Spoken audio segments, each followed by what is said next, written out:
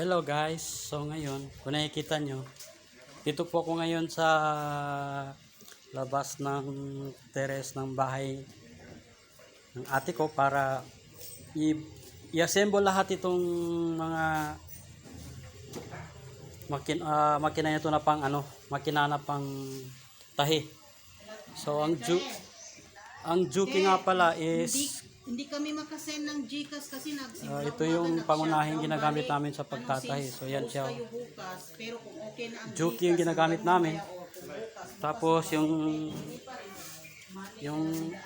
jigjag namin or yung aging namin, yung ager namin is si Siruba. Siruba, kung nakikita nyo, Siruba. Tapos dito naman, ito yung piping na Pegasus ang brand.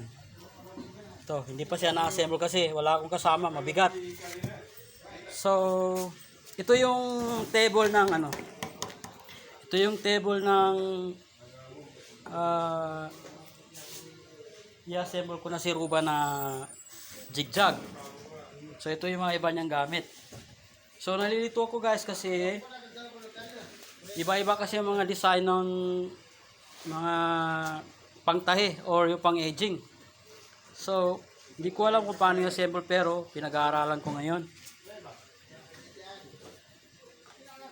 Ay hindi pala, ito pala yung yung aging. Ito yung table niya. So ito na yung iba niya mga gamit. Ito pala is para sa piping ito. Sorry, kamali ako. Pare-pareho kasi ng itsura eh. Pero yung pagkakaiba, itong butas. Kasi malaki yung yung piping. So ito siya. Yan siya. So dito naman sa kung pagbabasyan mo na to is, kung pagbabasyan mo naman itong yung jigjag is maliit lang yung butas. So ito yung mga iba niyang gamit. So di ko alam kung paano ko buuin yung mga parts niya. Kasi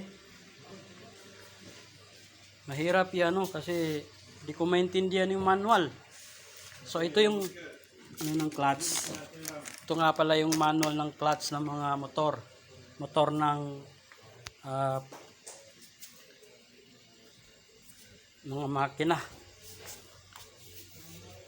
So ito na yung ito naman yung ito para ito sa paglalagay ng botones, yung botones na di plastic. Yan siya. Yan.